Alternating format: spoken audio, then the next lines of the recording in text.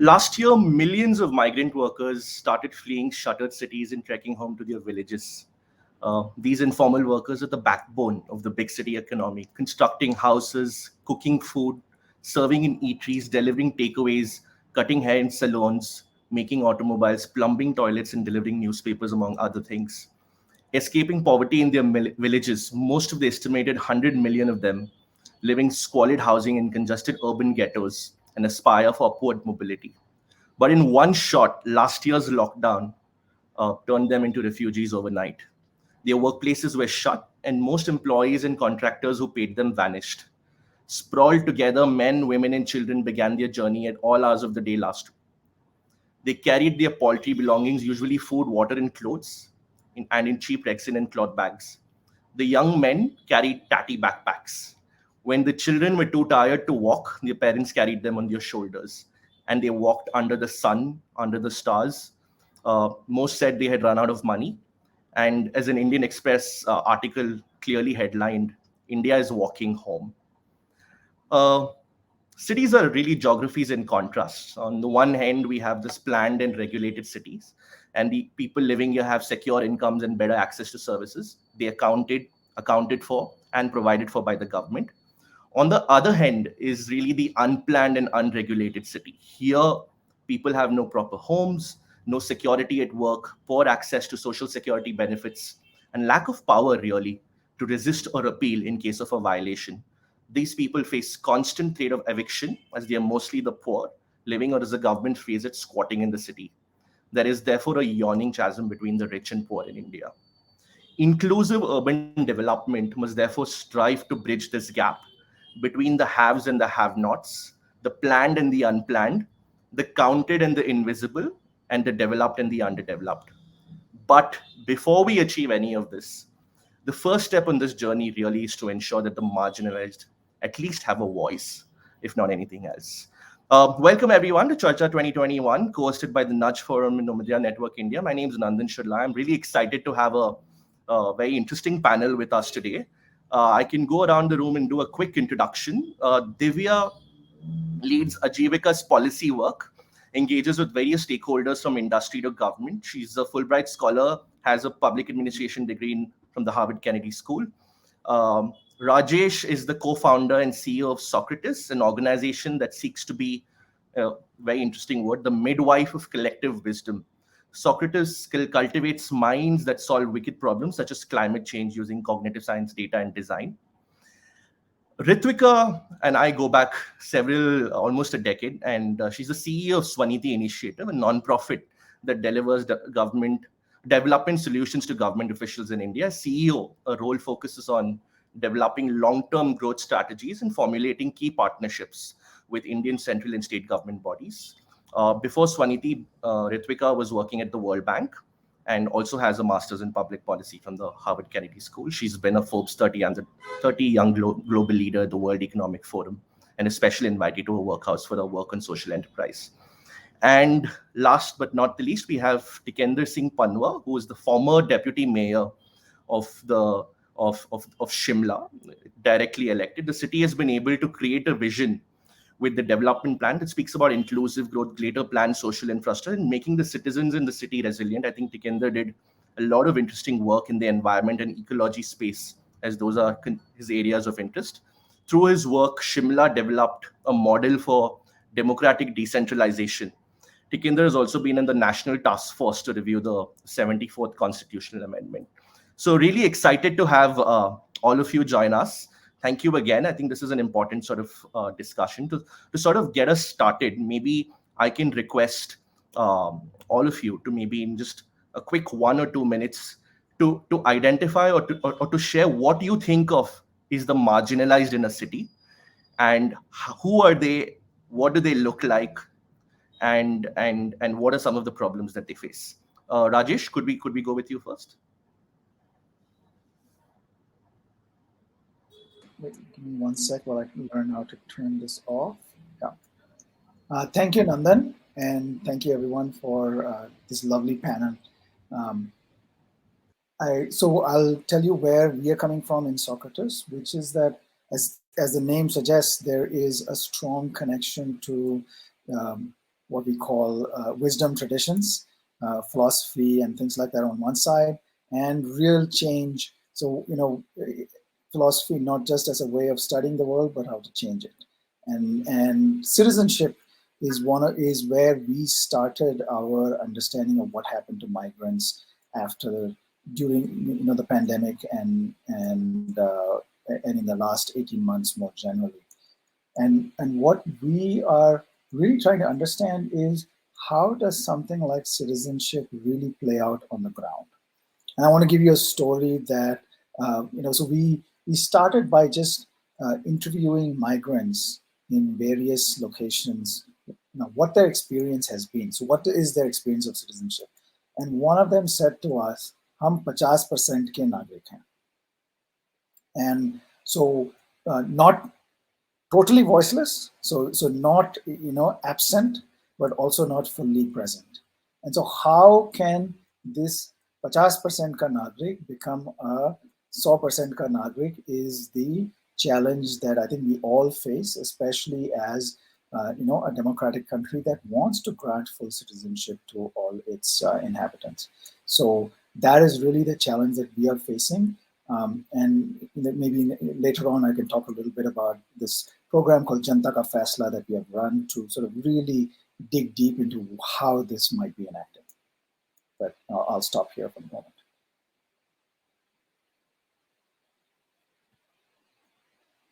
You're muted, Nandan.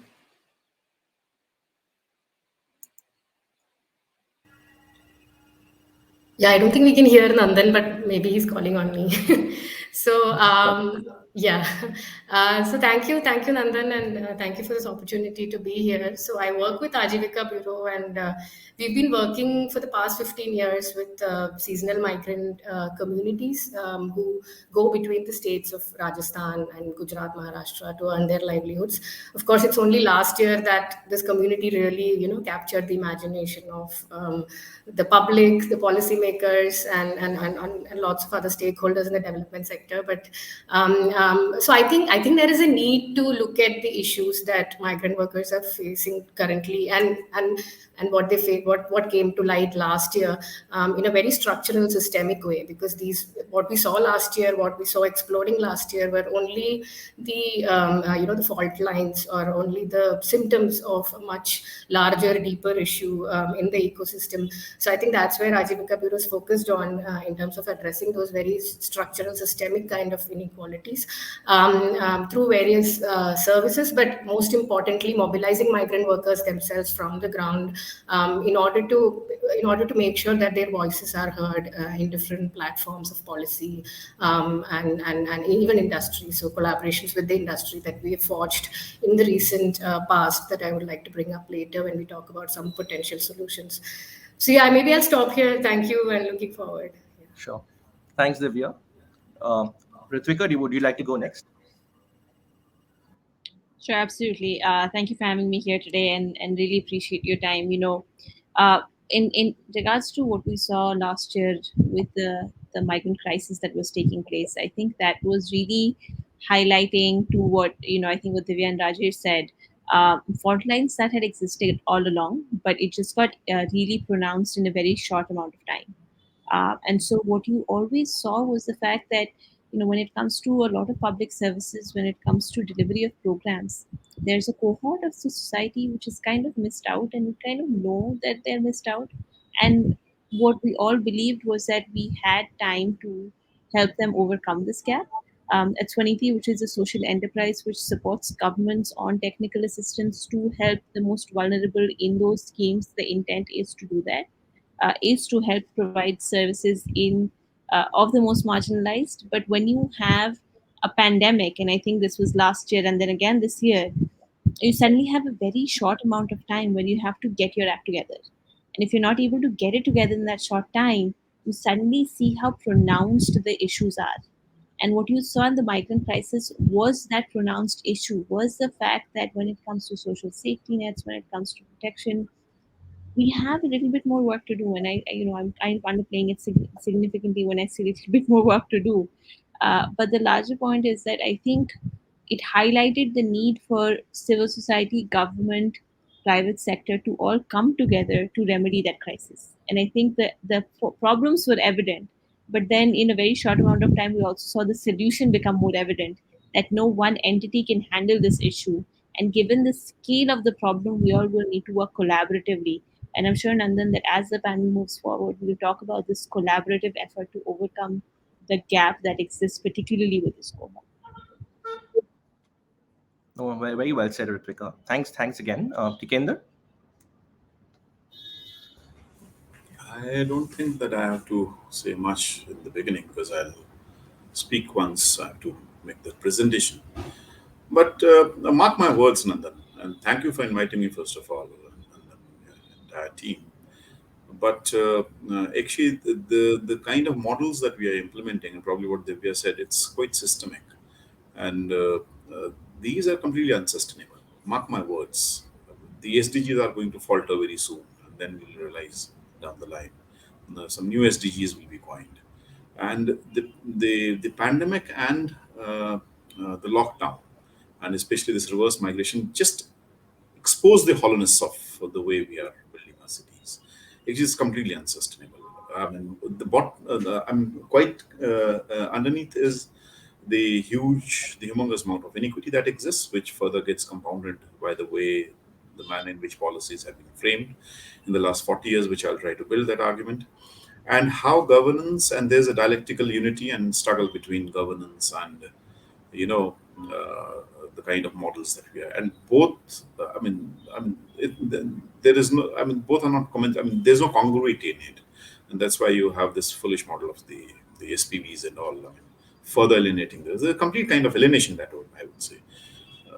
Well, I'll try to and since I come from a city's perspective where I have served the city for 5 years, so probably I'll share some of those those anecdotal experiences. You know, the Indian way of governance, the Jugaad system. How does the city work actually? Apart from Yeah. what So in fact, maybe we can just jump right into that, because my next question also would have been to you. It was, you were elected, yeah, you enter the city government. yeah. What happened? It's as basic as that question. Once you came in, were you inspired? What were some of the problems that you were? How did you what was really happening? Was it were you confused? Did you have access to information? Did you have the support that you needed to really get to really get your hands dirty very quickly? Oh, yeah, definitely.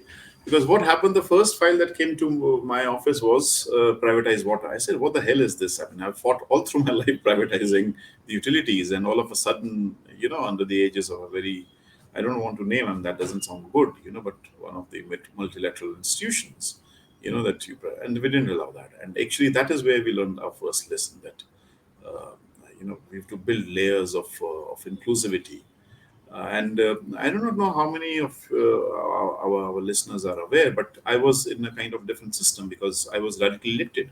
Both the mayor and I came from a particular political thought. So, but we didn't have a majority in the council. So, out of 25 councillors, we just had two from my party, and 23 were from the opposition. And imagine, I was running a house. I mean, both of us, we were together running a house for 5 years, and just once we went for voting. I mean, when we were defeated, which of course we were bound to be defeated, but that's how we've been able to do. But let me tell you, Nandan, I mean, the city governments have virtually been turned into adjuncts of the provincial government, and nothing more than that. And let me also build that layer. I mean, if you allow me to do that, I think one of the reasons, the important reasons, is that never probably. I'm just getting this pop message. Can I just take? Yeah, later maybe. Huh?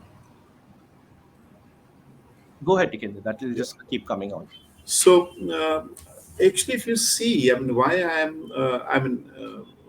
so profoundly obsessed with the fact that the way and the manner in which we are building our cities is completely inequitable. It's not going to lead us to the desired goals of SDGs. It gets further substantiated and further concretized with my work in 5 years in working in the city government, and that's what I'll try to build. So And I go back to some 30 to 35 years when the first urban commission. So actually, we have to traverse this journey from the first urban commission, which was headed by Charles Correa. And if you see the first urban commission, the direction of the commission was that look, cities are going to be manufacturing hubs. So you plan a city for where manufacturing is going to take place at a very large scale. But what we have witnessed in the last few decades is that actually manufacturing has declined substantially. And there's huge amount of informality that has crept in. It's almost 94%, from 75% to 94%. And there, what when you were asking, where are they? They're everywhere, by the way. I go cycling in the morning from my place because I've moved to Delhi now, from Delhi to Srifort, and you find hundreds and hundreds of these black bicycle riders up there. They are they're gardeners. There are all sorts of people. They're washermen. They are domestic help and whatnot. I mean, so they're everywhere, by the way. So this huge informality has actually got further added in the last few decades. And what has also happened is their voice, in fact, their voice has been, and over the period of time, got completely decimated, if I could say so. Because early in the manufacturing period, when you have these large cotton mills, just imagine Bombay of 1970s and 1980s, you had the huge bargaining power of the working people vis-a-vis the state or vis-a-vis the different layers and structures of the state than what you witness now. Because what do you expect from a Zomato tomato potato guys? I mean, who are roaming all around. I mean, and look at the way how they're being exploited. So are we not aware of all this? We are. So I think that's one of the reasons where this bargaining power has got substantially eroded. That's the first thing. Okay, so the huge amount of informality that has crept in. The second thing I think, which I am really fond of quoting, and that is from Ursula Hughes' famous essay. She wrote some years ago, and that is in what political economy we call from use value to exchange value. This commoditization that has taken place at a very rapid pace. Take, for example, health, education. Now, how do I understand water? Is water a right or is water a need? I mean, things get segregated immediately. If it's a right, then I accrue certain this fundamental right from the state. But if it's a need, then there are a number of players, and we've seen this. Well, there are figures to quote, but there's humongous amount of actually accumulation of capital that has taken place by the privatization of these utilities in various cities. And unfortunately, post JNNURM, not I would not say after the first urban commission, when actually there was a holistic approach. After JNNURM, it was more for project oriented approach. So the city was considered to be, you have to just build those projects. So education is another important area where this humongous. So if you just see the flow of accumulation of capital, there's a famous book written by Samuel Stein called The Capital City. I am not sure. Probably you are the one who can quote that on that. But in US, probably the primary source of accumulation takes place through real estate development. In India, I'm not sure how many cities and how many places the primary source of accumulation is taking place through real estate development. But yeah, definitely, because that's how that's the lesson we were taught Yeah. after JNNURM, that you have to be competitive. So essentially, the needs-based approach and accumulation of capital. Competitive cities, Yeah. and so more of land monetization, not realizing that. I mean, what kind of a town and city were you developing? And this actually further hit on whatever democratic decentralization we had after the 74th Constitutional Amendment. I mean, it's funny. It's not even funny. It's criminal, I would say. After say 26 years, when we created the 74th Constitutional Amendment, and we said 18 items under the 12th schedule were supposed to be passed on to the city governments. Do you know, Nandan, how many have been passed? Janagraha, I think they've done certain study. Priya had another study, some case studies that they've done. And you'll be shocked to note not more than 2 are universally passed on to the city governments. And guess what? So when you and I, we are born, the birth certificate comes from the city government. And of course, this next happens to be the garbage collection.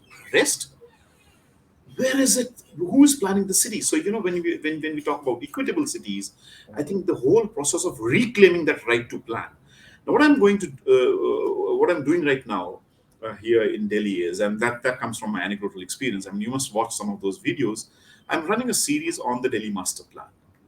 Are you aware, Nandan? Nowhere in the country the cities are planned by the citizens. Of course, that doesn't mean that some machines plan that, but there's a definite tool method of planning those cities. So it's the Delhi Development Authority in Delhi, it's Mumbai Development Authority in Mumbai, it's the Bangalore Development Authority, and I am running the series for the Delhi Development Authority Master Plan 2041. The people's participation, four webinars in which I guess 100 people participated, and the population of Delhi is 2.3 or 2.4 crores. So I ran this series and I got innumerable calls from the village people and said, hey, we are also part of Delhi, please come. So I've taken that video and probably it will be uploaded, which you must watch.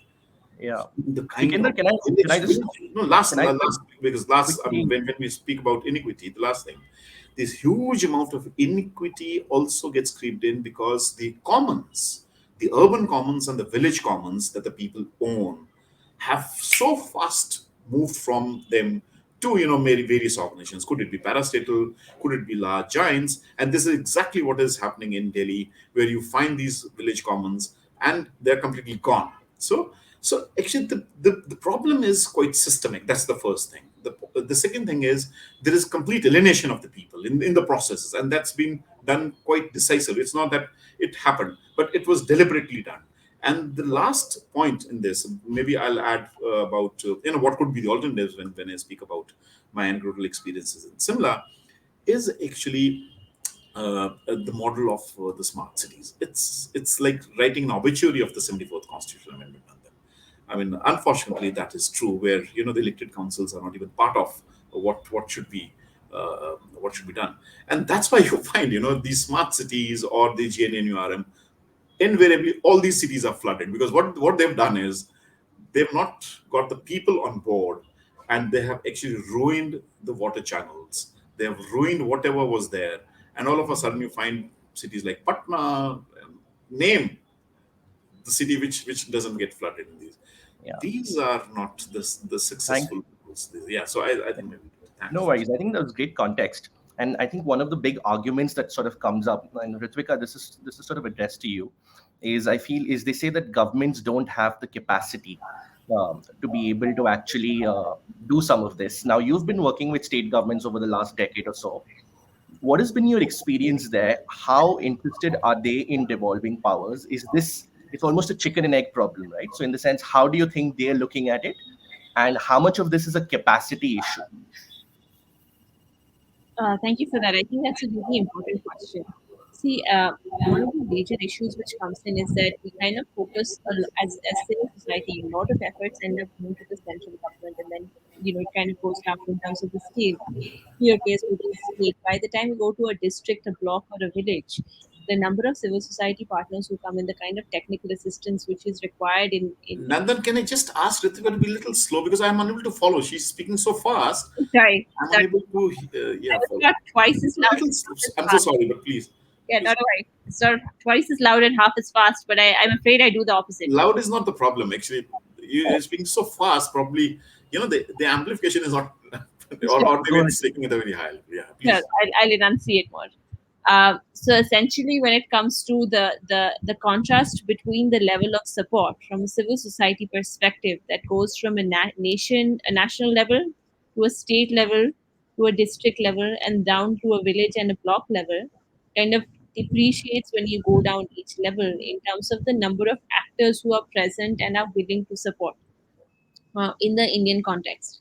In the last few years, there has been a relative increase in the amount of technical assistance experts who do come in at a state and a district and a block level. But the need, as you rightly pointed out, is much more so because a lot of particularly public services that come in are executed at a state, at a district, at a block, at a village level, which is there. One of the reasons which I think culturally we are inclined to want to believe that so much decision making, particularly from a policy perspective, happens top down, that there is perhaps most merit in focusing on implementation, which is in providing support, which is top down, and somewhere we kind of forget the fact that we need to be more inclusive and bottom up. Now, I think when it comes to, if you look at the last few years, when it comes to devolution of funding, when it comes to the willingness of community-based organizations, of panchayati rajas, of kind of more localized governance, there has been a push to go bottom up, which is why you've also seen civil society come in. But I think there's this, again, I'll go back to Nandan, what you started the conversation with. If you look at the pandemic, what you notice is that a lot of decision making was left to the cities, and then cities really struggle to execute, or districts really struggle to execute, because there was not the requisite amount of support needed for flawless execution or even solid execution. They did, a lot of districts did the best that they could, but they were short staffed, there wasn't the knowledge base required, there weren't at certain point, I mean, we have teams in Jharkhand, and what we really felt was there just weren't enough people to do what needed to be done. Just like bodies on the ground, registering people, making sure that, the requisite support that was needed. And so, even with the most brilliant officers, elected officials, even with the resources that were needed, when you have those gaps, it's really hard to overcome those gaps, and be able to deliver public service. So, coming back to your point, I think the issue which is there, and I think you implied this fairly strongly, is that there are limited resources as you keep going down each rung. And part of it is because culturally we're more inclined to kind of pay most attention to what is kind of the big picture, the nation, the state, and then kind of go down from there. There is a shift in terms of the culture of civil society organizations, of assistance happening more localized, but we need to move much more rapidly in that direction if we are to overcome these gaps. Yeah. Thanks, Ritvika. Rajesh, I think sort of coming back to you, one of the first things that you see on the Socrates website is that we solve wicked problems. And I don't think there's probably a more wicked problem than sort of thinking about inclusivity of our cities. Towards this, what has been your experience? But before I sort of get you to answer, just want to get to the audience and say there's if you have any questions, please put it in the Q&A box. If you have any chat, feel free to mention this. We'll keep posting it on the group as and when it comes up. Yes, Rajesh, go ahead. Sorry. So I'll start by giving an example of this kind of really difficult wicked problems that emerge in cities. So Bangalore, which is where I'm sitting in right now, has 198 wards, right? And wards can vary enormously. Now, a place where we are trying to do some, and for COVID in particular, one of the challenges has been to understand and then act upon the enormous amounts of vaccine skepticism that exists, right? But and this can be seen in many different ways, but this is fundamentally a problem of inclusivity, right? Because you have created, say, vaccination policies that have not taken local leadership into account. So now let's the ward in which we have done a little bit of work in Yeshwantpur, which is broadly speaking northwest Bangalore, you have a very strong Tamil community, in a Kannada-speaking state, and no outreach was done in Tamil, right? And yet you have it's a low-income housing development of maybe about 5,000 families, of whom I think sometime in July, maybe a third of the people had even thought about vaccination, let alone getting vaccinated. Right. So how do you do messaging? How do you make this inclusive? How do you get community leaders to be champions of a vaccination policy? Each one of these is a challenge in inclusive urban design that, of course, you try to crack open one of those aspects and all the others come connected with them. So how do you address them? How do you try to create a form of local governance that is very fine-grained, right? So it's not general political local governance. It's also something as fine-grained as, okay, you have an emergency, you have a new BBMP policy where you have a ward deter committee, but how do you get the members of that community to be to also be participate in the ward deter committee? How do they interact with the Janagrahas of the world so that they can, learn from each other? I mean, these are the kinds of things I don't. So I don't have a solution. So let me say this: that we have wicked problems, but we don't have any kind of magic bullet to address them. But I feel like we need very systematic ways of bringing knowledge that tries to address challenges of this kind, right?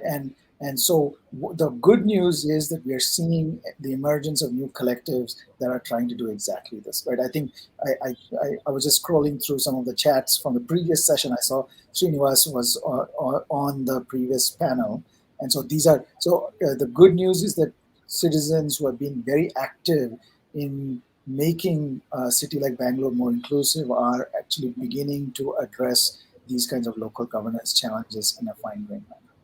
Got it.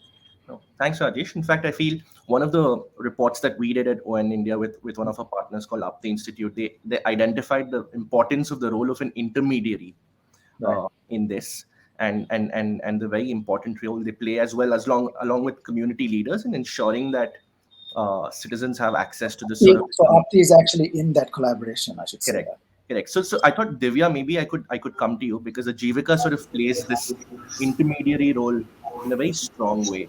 So I just want to get a sense of, number one, what do you think are sort of the priorities in terms of what works? Because I think Jivika's experience over the last few years is you've tried a bunch of different initiatives. Some of them have been successful, some of them have been not so successful. I want to get a sense of what do you think are the wildly successful initiatives that you think should be replicated across different geographies? Sure. Yeah. So I think a lot of the solutions that have worked, at least from our perspective, are very context specific. So, for example, as Tikender also explained in the beginning, informality is a major issue that really permeates all kinds of all aspects of life of migrant workers. So, I think one of our very successful initiatives have been providing legal aid to migrant workers, especially in terms of resolving wage disputes, in terms of enabling their access to social security schemes, in terms of enabling their access to urban entitlements, and really empowering them in different urban contexts in reaching out to urban local bodies. Because as you can imagine, really the issues of migrant workers were and are still on the periphery of the imagination of our urban development schemes. They're really on the margins, especially the ones that are seasonal and mobile, that really commute from rural areas to the cities and go back and forth. They're really on the fringes of the society, but also in the policy imagination of our, especially the urban policymakers. They're not really thought of as a constituency that's a legitimate presence in the cities, even though they are the ones really powering the cities. But I think so. One of the I would just quote an anecdote from one of our initiatives in Ahmedabad, where we were working with tribal migrants who come from the area from tribal areas in Gujarat like Dahod and Panchmahal, who come and work in the construction sector in Ahmedabad, but who live in open spaces. So they've been coming back and forth for 20 years, but they live in open spaces because they just haven't. They undertake family migration, so they come in with the women who also work as workers in the construction industry, but they live in like an open space of land under flyovers on the road pavements where they just don't have any mechanism to establish a claim to the city. So one of the things that really worked in our context, so along with legal aid and legal awareness, legal literacy that we provide to migrants, we also mobilize them into worker collectives that are trade based, sometimes we concentrate or focus on employment related issues which have more to do with wages and attendance records and employee-employer relationships, but some of their pressing concerns are also about lack of access to entitlements.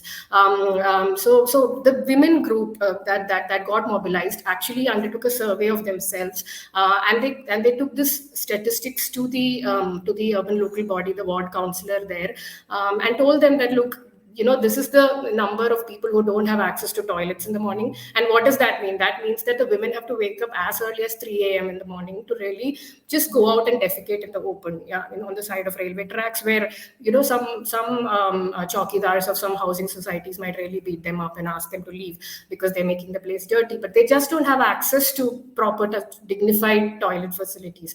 So they shared this with the local authorities that these are the things that we face. We don't have water, but they always see mobile water tankers and mobile toilets that the city really has, but these are just used for different purposes. So, for example, the mobile toilets are used for some events, some public events. But why don't you come and install it in our settlement so that we can use them?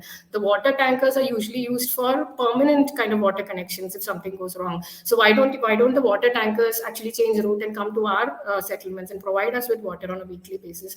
So these were some initiatives that the community themselves undertook, that we facilitated, that really worked in our context.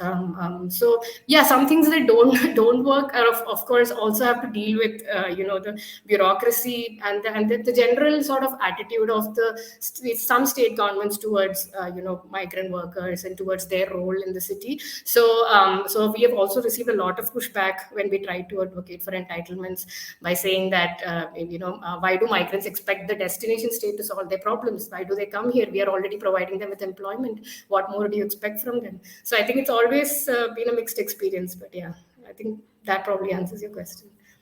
Got it. So I think now is a good time to probably sort of put the poll question, which is really just as a follow up on this point, really, which is who is the most important intermediary between the marginalized and the city state government. And I'll get Tikendra to comment on this as well in a bit. Um, we'll have a bunch of votes come in right now, but Who is the- of course, the elected representatives. I'll share three anecdotes, Nandan, if you permit me. go ahead. Okay, how exclusive this entire process of urban governance is. Now, and when I say democratic decentralization, I do not mean empowerment of the elected institutions. Of course, that is important, over your bureaucracy. That's the first thing. The second thing is actually the people have to decide. People have to be empowered, So we have to build those processes and layers, as they were pointing out. And actually, if that is not happening, then and you will be surprised. And that's the first anecdote that I'm going to share. Who happens to be one of the impediment or an hindrance to people's empowerment? Guess who in the city? It's the elected representative at times, most of the times. So how do and that I'll share those three anecdotal experiences. The first thing is when we were trying to construct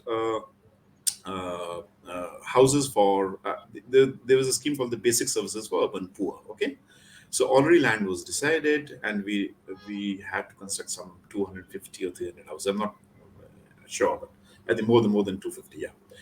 So the and symbolized on the mountain. So it was supposed to be constructed on a mountain, on a hill. We were not able to. Now just try to understand. These nuances you will not get it from anyone else. We had to shift the site for the simple reason that both the councillors. It's not prudent to name both the councillors and the wards here. Both the councillors felt that this is the land of the deity. Okay, because the deity happens to be very powerful in the mindset of mountain people, and most of the backward people would be Dalits. So Dalits, how can Dalits live on a hill that has a deity temple on the top? That is the kind of exclusion I'm talking about. That didn't come from somewhere else, but that came from the elected institution. And because we required their NOC and they did not provide, and we had to shift the site to another one of the slum areas. Of course, those houses were constructed, beautiful houses, but that's something that we have to understand. What does that mean? How do you break it? That's the first thing. The second thing is what they were also wanting: the most vulnerable tribals and the Muslims. And Muslim migrants, it's so difficult to get them whatever is desired. And I still remember when I was not the deputy mayor before that, innumerable struggles with the district administration, because we have these Kashmiri porters who visit some land. These porters are visiting since last more than 100 years, maybe 150 years. The Britishers brought them because they're the porters. No? Every house is not connected through the road, so you have to carry a load on your back. So just to get them registered as a voter It's a very big question. I think that's a very big question for our migrant people. I think that is what I remember. I mean, n number of struggles and whatnot. I mean, you understand.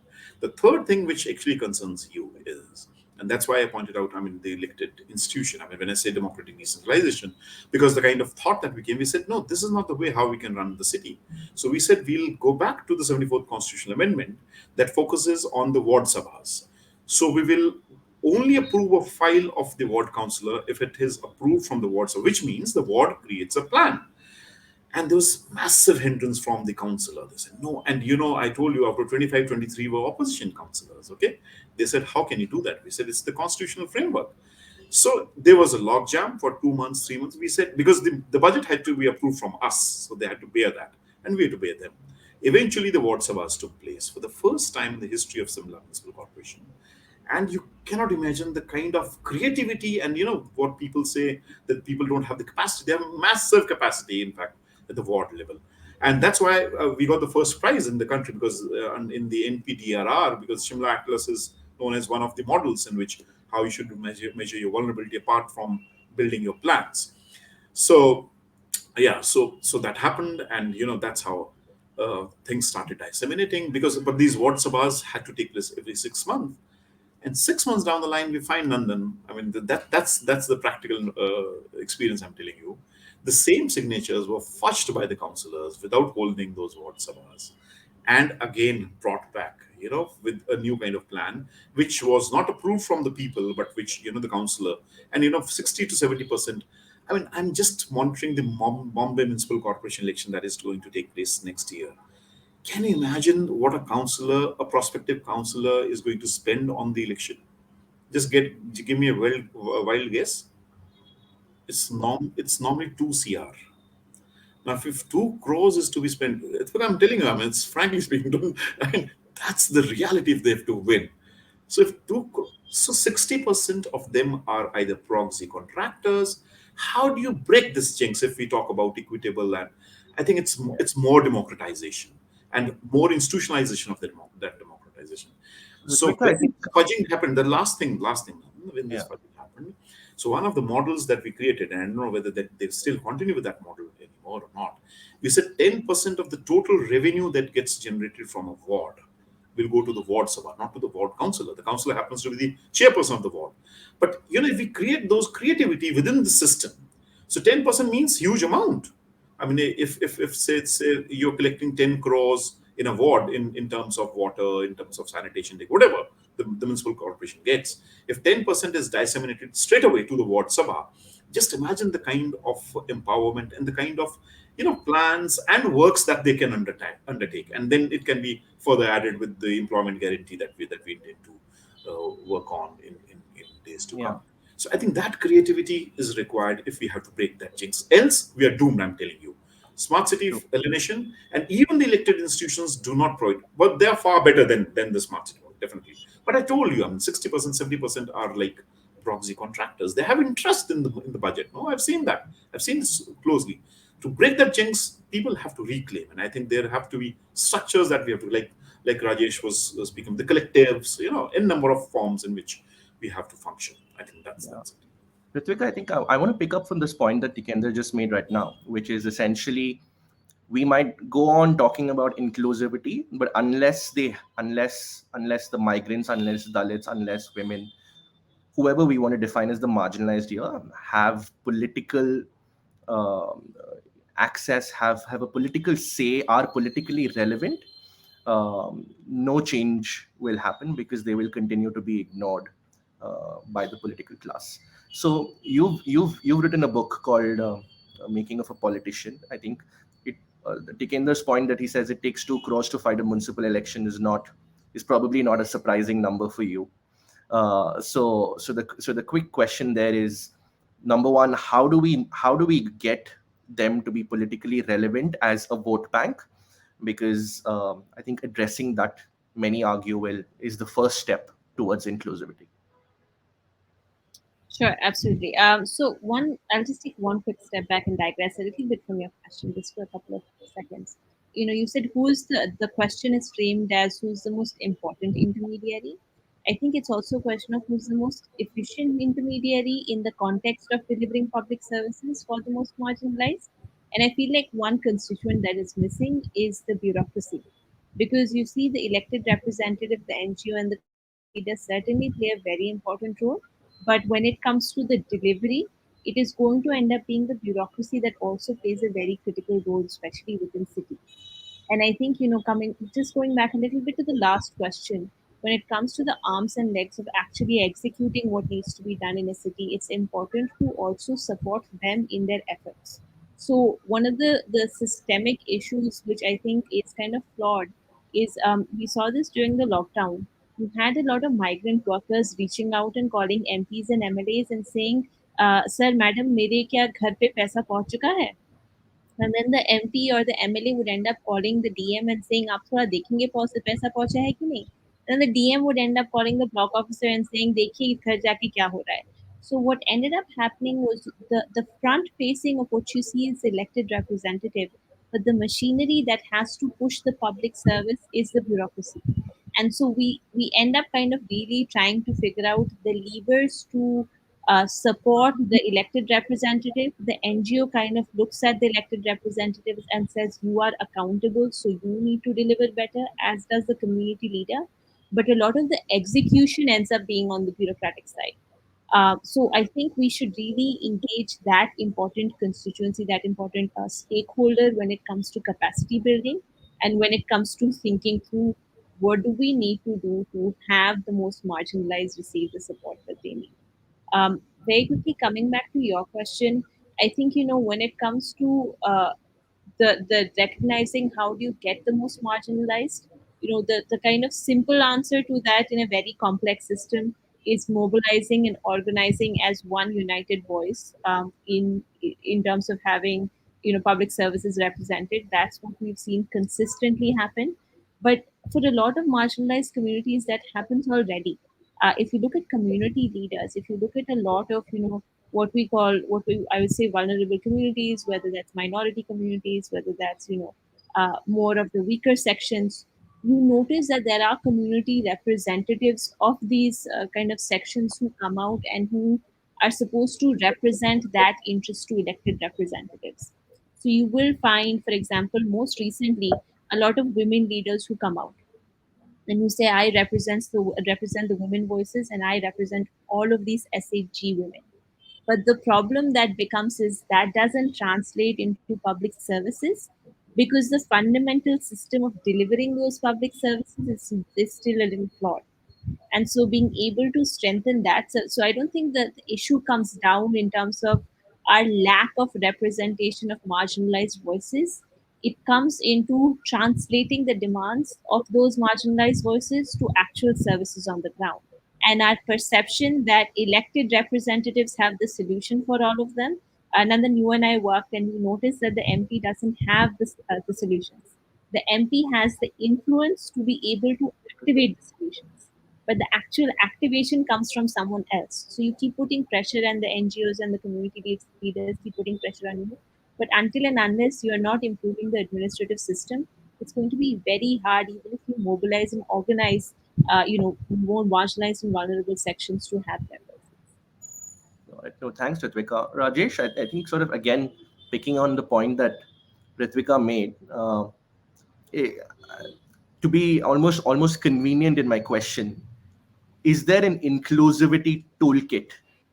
Uh, I know this is a lot of it will be context specific, but in terms of principles or in terms of practices, are there certain approaches that you think um, that should be sort of more, we should be more mindful of in the planning of our cities?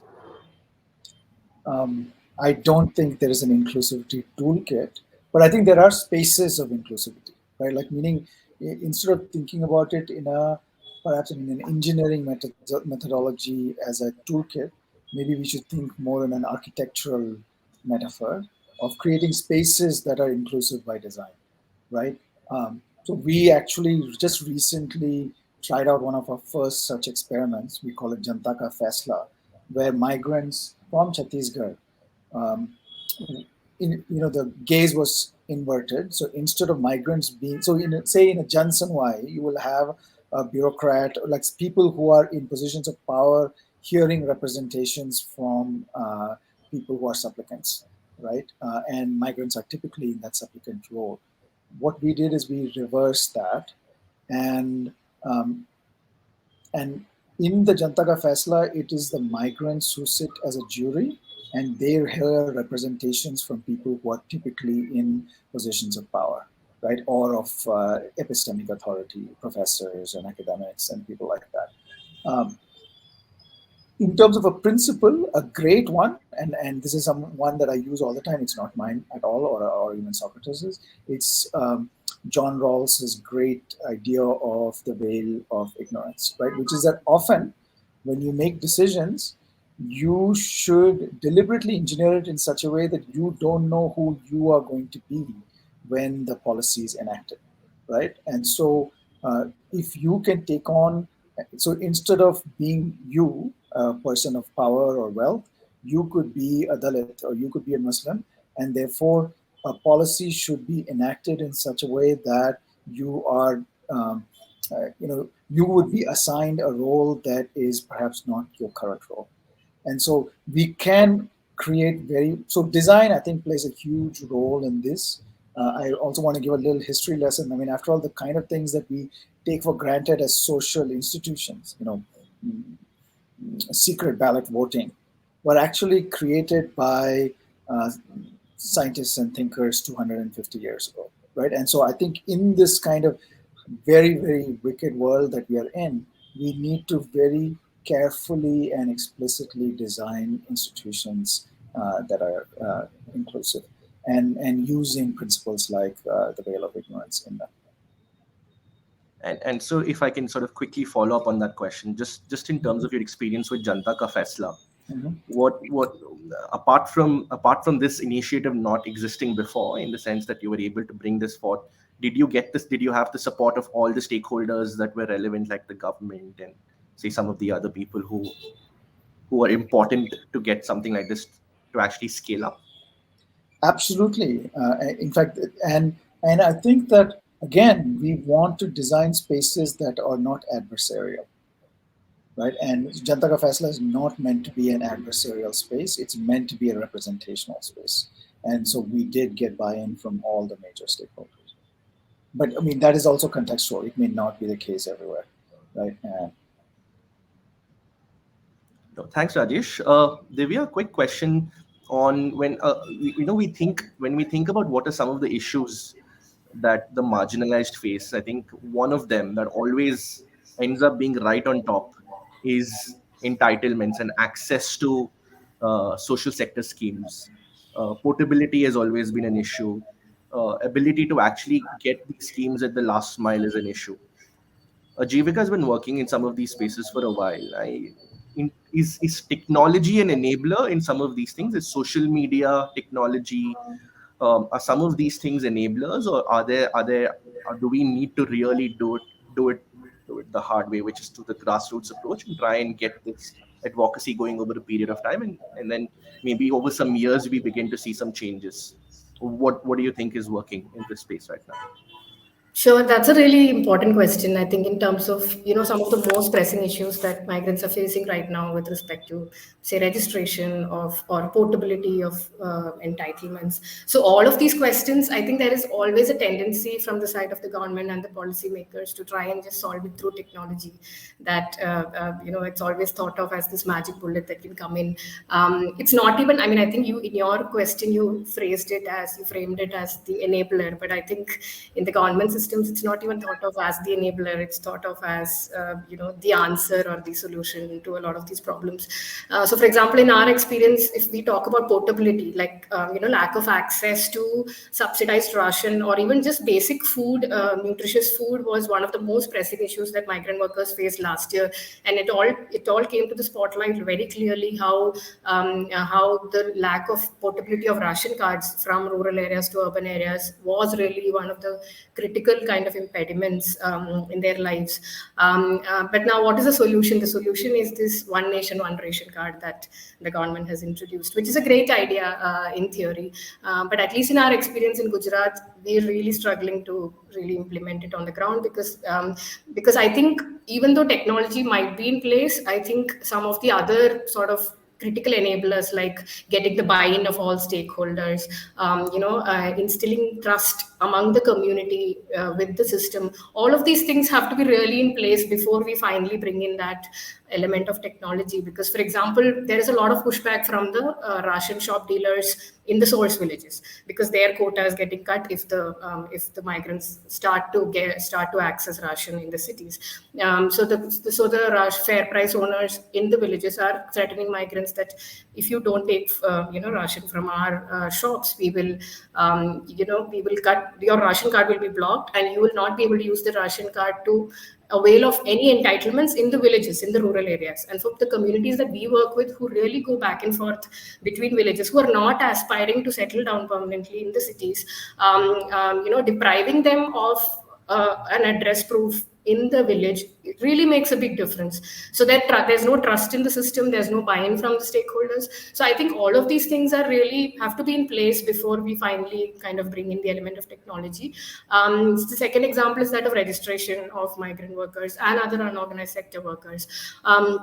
So people like us have been, initiating pilot experiments on the ground in terms of, using simple apps to register workers. And the main objective is to seed this to a larger database whenever that database is active. So recently the Supreme Court has issued guidelines saying that this needs to come out fairly soon, but it hasn't been operational as yet. But then again, a lot of the tendency is for the registration process to be completely digitized, completely digital. So there are no offline pathways for some communities as vulnerable as migrant workers to really access them, and that just exacerbates the kind of inequalities that are already there in the system. So I think thinking through some of these inequities before bringing in technology is really critical. Got it. No, thanks, Divya. Tikendra, I want to go back to my first question. You were you're suddenly elected. You're now the deputy mayor of Shimla, and It's not suddenly there. It took lots yeah, of course. I lots mean, of effort in work. Yeah. after a lot of effort, Yeah. you're finally in the city government. Yeah. Two or three questions. Number one, Shimla is an ecologically, environmentally sensitive city. So the first question is, I think a number of initiatives that you took was really about trying to get citizens to be actually interested and engaged on some of these issues. So I want to get maybe a little bit about how you managed to do that, because I think citizen engagement is at the core of actually getting marginalized to have a say in some of these things. And second, of course, municipal budgets has always been a contentious issue for several years now, several decades, maybe not just years. And there's always back and forth between city governments, state governments, central government. We've not figured the devolution of funds in the most easy manner. So two questions there. How did you address some of these issues, and what were some of the challenges that you faced? So yeah, I think Nandan, we've been fortunate enough in Simla because there this consciousness about eco environment is quite ingrained, and it has happened over the past several decades, I would say, and being conditioned. So you'll find in Simla, if you go into the mall, we get people from Delhi and all would come and spit on the road. There would be someone from Simla say, "Oh, no, please don't do that." And if you come and fag, I mean, smoke, they'll say, please don't smoke, and else you'll be fine. So, we had that additional advantage. And how we were able to further strengthen it, I would say, consolidate it is by, further proactively kind of stepping off our foot, because there are definitely gaps in it. And I'll just share two anecdotes with you. So that how, because I'm really fond of hearing those anecdotal experiences.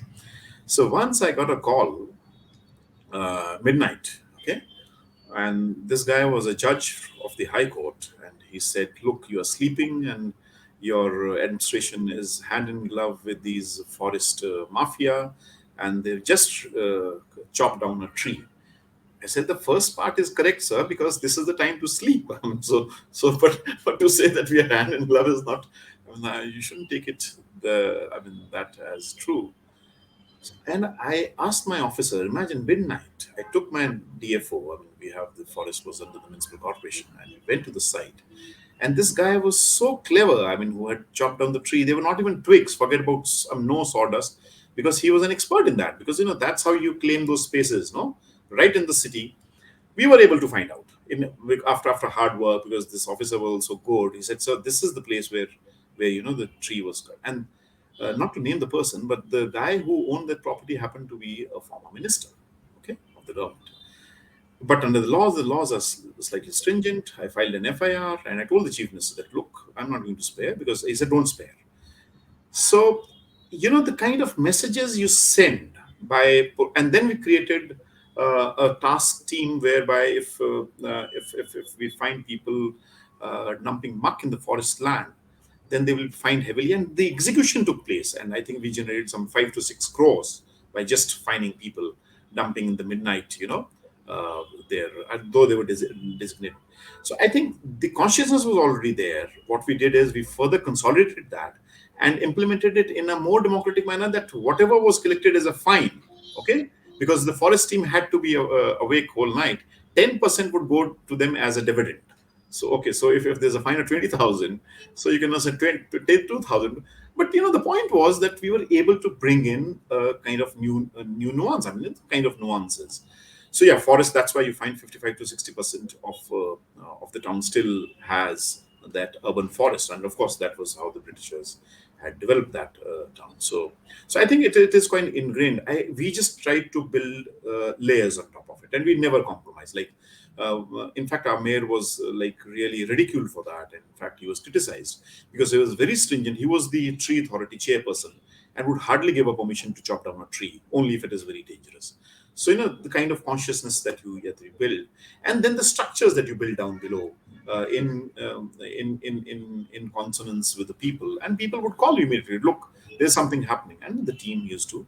But the worst part is, that is another catch. Once the chief minister, of course, allowed, and then later the urban forest was taken over back from the municipal corporation to the state government. So, it's again a parastatal. So, when you are at times very proactive, you are actually at the receiving end also. But I think that consciousness still exists, and I believe that continues to exist. So I think, what was the second thing, Nandan? On municipal budgets. Yeah, on municipal budgets, there's another anecdote, because first month and the people who came to meet us were our pensioners. They said, we haven't got pension since last 6 months. How do you run a city? When you're not even able to disburse pension, forget about salaries. And apparently that is true for 90% of the municipal corporations in the country, who are unable to even disburse the salaries, forget about capital accumulation, disbursing of funds and all that stuff. So, and when we left, I think we made the municipal corporation 100 crore revenue surplus. Now, what the trick that we played, we actually, and this is not that I really advocate, because I am a firm advocate of, this is what we have been recommending in the 70, when we reviewed the 74th constitutional amendment. I was a member of the National Task Force, and if you remember, K.C. Sivaramakrishnan, who was the secretary and also the chairperson of CPR long back, he was the chair, and then we had members who were urban development secretaries and all. One of our recommendations happens to be that shed 10% of the income tax to the towns. Now that's quite radical, by the way. In Scandinavian countries, you get 30% of the income tax to the city government. So I firmly believe that should have happened. But what we did actually, and how we were able to, maybe that cannot be emulated by all the city governments, but at least just it could be kind of an experience that we were very democratic, in the sense we with lots of participation. We created a taxation system, property tax system, where we increased our base, but we didn't disturb the structures too much. So, and I think we were able to jump by almost 200% in our property tax collections. So we created our own formula. I still remember, sleepless nights with my commissioner, sitting and deciding those values. the values which should not pinch the common people. And in fact, one of the former DGPs met one of our leaders in the party and said, "Look, you must help these boys because they've really reduced my property tax from 70,000 to almost 14,000 because that's what he was paying earlier." So yeah, so I think that was one. And the second thing was that on water, And uh, sorry, what do you think this is something that can be replicated across yes, cities? that can be Do you replicated think about it? across India, but that has to be done, with where it doesn't pinch, and at the same time you are able to provide the services. You don't provide service, and you only talk about taxation would be like sheer coercion. The second thing which we were able to build was almost 400% jump in our water revenue, and that's the trick. Actually, the trick is that and that also we learned through an accident, because I am a strong ardent supporter of water being supplied on volumetric basis. So you must measure, even if you have to give free water, say 20k liters, then after that that should be measured, because earlier in Simla the practice was that water was charged on average basis. And actually, I told you an accident. So I was quite astonished. The bill that I was paying in one of a four-star hotelier was the same. I said, "What the hell is this?" I mean, I consume water almost maybe 1/90th part of the hotel, and this guy is paying the same bill. Because actually there was this nexus, the nexus between the municipal officers, the keyman and all that stuff, and that's how the massive NRW, not pertaining just to leakages, but also to the billing process. We jumped to the volumetric system, and this guy who was paying I think 20,000 bucks was made to pay almost 2 crores. I mean that even the backlog that he had to pay. So I think that was one of the areas that we were really able to consolidate, and then we were able to bring in our NRW to reduce it from almost 50% to not more than 15%. And that's a massive investment that we did in repairing our pipes. So the cost of, and see, the problem is, Nandan, that my communities never knew how to live on the mountaintops. We used to practice migration. So summers you climb up, winters you climb. The Britishers, the Burghers taught us how to live on a mountaintop, because in 1886 they constructed the first hydropower, electricity. And imagine the cost of production of water. I mean, it's 120 rupees per kiloliter. Nowhere in the country, probably nowhere in the world, Yeah. because we pump water 2,000 meters overhead and then we distribute. Look at the energy cost that we have. Thank So you, we Indra. cannot get all the energy costs from the people because there's an element of subsidy that we get from the government, but we created this utility now Yeah. that we have created. So I think that speaks about some of the issues, but these are insufficient, I would say. I mean, the state Eventually, Tikendra, I think what you're trying to actually, yeah, like the green fees after GST, it's a disaster. I'm telling you, the municipal corporations cannot tax anything else. So even the green fees tax that we levied, we changed the term to green fees. So you come to Simla, I don't know whether that practice continues, because that's what we had levied, and there was a huge amount that we were getting, because you come but that money had to be kept in an escrow account so that we Yeah. use it for those green purposes. I think those are some how of but areas. quick question here, how do you feel, do you think there are enough avenues that are available Not for really. citizens to sort of No, engage no, with the enough governments? avenues means And also. Akash, if you could also put the poll so we can get the audience to share their own views, and then maybe I can get Ritvika to sort of see how, I think the people will start voting as we speak. But Ritvika, do you have a view here? But did you add, Nandan, what Ritvika was saying, the fourth element, the bureaucracy? Correct. Actually, Correct. because my last anecdote, if you permit me, Nandan. Go ahead. Go ahead. Yeah.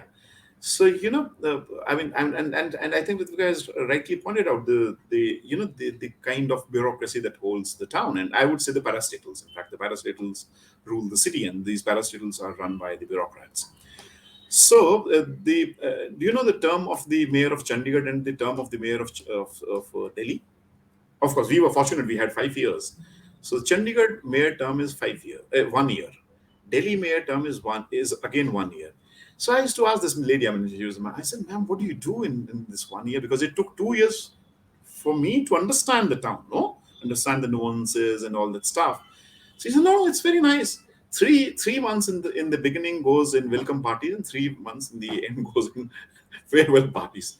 So actually, and my daughter used to ask, "Papa, what is your work actually?" So if you were to define, And how do you so kiss, cut the ribbon, kiss the child. That's all the mayor does. Okay, that's the ornamental value. Actually, what you require. But fortunately, Shimla had more empowered act, and that was since 1985. So where the commissioner actually in the act it was written, the commissioner must report to the mayor, or like we have in the mayor and council in West Bengal. I think those are the models where we should speak about, where the bureaucracy is answerable, or even Madhya Pradesh for that matter, where the mayor and council actually Ritvika, I think acts. Yeah. you've been working in this space for a while in Jharkhand, Chhattisgarh, a whole bunch of other states. Are there certain approaches that you see um, that are sort of where the mayors appear empowered, either in terms of the approach that state governments have had with devolution of powers? Could you speak from a little bit from your experience there in terms of, say, cities that you've worked in? Absolutely. So, I know we're sharing stories today. One thing which we did, it's not exactly a story, it's more of an observation. We have this app called the Jano app, which essentially is like the Yelp for public services. So, citizens are supposed to review how public services are doing. And as part of kind of that review program, one of the things which we did was we went out and we spoke at colleges to gauge the level of interest and to also understand how well college students understand the governance systems. And what was really fascinating, to your point, in terms of this particular poll question, and then also cities where we work, is the very limited understanding of how local governance works. What you see is that again, there's this immense focus on when you see the parliament function, and you're seeing headlines, and you see how it's being disturbed. So the assumption which most citizens have is that a lot of the decision making happens at that level, and a lot of the local level governance is kind of sidelined in the process. So what we're seeing kind of is when whether or not there are enough avenues, our observation from the citizen side is that the basic knowledge of how exactly governance can be executed, there isn't that much knowledge to then push for those avenues to begin with. So what you will see is that in our work, whether it's Jharkhand, Chhattisgarh, Odisha, Maharashtra, Andhra, wherever we'll go, with the exception of let's say a Kerala or a Bengal, what you notice is that the first phone call which a constituent will have will be to their elected representative, whereas that doesn't need to be the case. It is not a question of lack of engagement. It is a question of lack of understanding of who the right person is to call. And so, what we'll continuously see in cities where we work is that you have this tremendous desire. So, for example, we worked in Haryana. And so, what we see in Haryana a lot is anything from like the electricity going out to why are my roads not being clean. One of the first call for a majority of constituent was the member of parliament. Now, paper and pen, the member of parliament is supposed to actually do national level policy making. But the constituent, and rightly so, says, I voted for that person. He or she better answer my call. Right. And so it's great that there is that accountability and that sense and that, that confidence and willingness to want to pick up the phone and dial the member of parliament. But it's also futile practice because he or she is not going to go ahead and answer. So, what we see in states where we work consistently is not the lack of calling or engagement, it is the lack of understanding who is the right constituent, which, if I were to compare, other democratic nations, there is a very conscious process of engaging people on saying this is who your representative is for XYZ reason. So, I grew up in the US. So we had like this school of rock which used to come up and it used to say how a bill becomes a law. So you have kids learning, oh, you go to DC and that's how a bill becomes a law. And so you kind of understand, okay, DC is more national level. I need to call my state senator. This is what happened. So that civic engagement piece is much more there. I think for citizens right now, at par, that level of kind of awareness needs to be increasingly generated for more local and mindful engagement, or else I think Vikendra pointed out that example where he said, Delhi, 100 constituents came out in a city of 2+ crore people. You always run that risk. Yeah, no, thanks, Ritvik. I think very great point, which is sort of where I also want to bring Rajesh and Divya in together in this. The first is the point of knowledge sharing. How significant a problem is this in terms of taking what works in some place, replicating in some other place? How do we find institutionalized ways to do this? Rajesh, this question is to you, and Divya, the question to you is, Ajivika does a lot of work on the data side of things, analyzing the data, trying to see what are some of the missing pieces. Data has always often come up as a missing piece in some of these issues. So how do we address that? And between knowledge and data, if we add it up, will we make progress? Rajesh, do you want to go first? Sure. Thanks. Let me, civics is typically the most boring subject in school, right? And I mean, we kind of all know that. And yet, it's perhaps the single most important subject if you want to run a democratic society. So, certainly, in terms of what, I don't know what institutional forms learning will take, but I think peer to peer learning between citizens or citizen institutions, those could be ward level institutions, ward committees in Bangalore, learning from ward committees in Shillong. I mean that I feel like those are absolutely essential, right? And in terms of building those kinds of platforms, other models do exist, right? So Digital Green is doing that for say farmers, learning from other farmers. So why not citizens learning from other citizens? I think that this is a case where technology and well crafted learning experiences can come together. So that's certainly, and that's something Socrates is very interested in. And even in our Janta Ka Faisla kind of work, how to be like a juror is a certain kind of mindset, right? So if you're a migrant, if you shift your mindset from being a supplicant to being a representative of your community in a certain kind of experience, how to take on that mindset and how to enact that role in a way that benefits both your interests and of other peer groups. I mean, these are things that they don't come from heaven. They have to be well-designed learning experience, and it has to happen. Thanks, Rajesh. Divya, do you want to take the second part? Yeah, sure. So I think, yeah, question on data is a really interesting one because data is really the missing piece in terms of migrant workers, and even national level surveys like census and NSSO haven't really been able to, come up with robust methodologies that can capture the magnitude of this issue. So we've actually tried some attempted, I would say, not extremely successfully, but attempted in some creative ways to just bridge this gap, at least in our context. So a few years after Ajivika was founded, one of the main needs that came up from migrant workers is their need for an identity card, because once they migrate to the cities, it was really hard to establish their identity, and that really led to a lot of harassment from police and local authorities. And in a scenario where this is really important, that they don't have voting rights in the city, it was really important for them to find a way of establishing some kind of solidarity, with some NGO or civil society, trade union or some such body that could give them some confidence. So we started issuing an identity card, and unfortunately, the Labour Department of Rajasthan gave us an endorsement for this. So this was a card authenticated by the Labour Department of Rajasthan, and though this was formally a way, the card was provided to migrants for them to carry in terms of emergency or in order to establish their identity. At the back end, we were also collecting data on the profile and trends of migration. Where do people go? What do they do? And all of this data at the back end was actually shared with the Labour Department of Rajasthan as a way to establish that migration is happening. Because 15 years ago, the source governments, especially of the source states, were really reluctant in even admitting that migration is happening on such a large scale, because that essentially reflected the failure of rural development policies.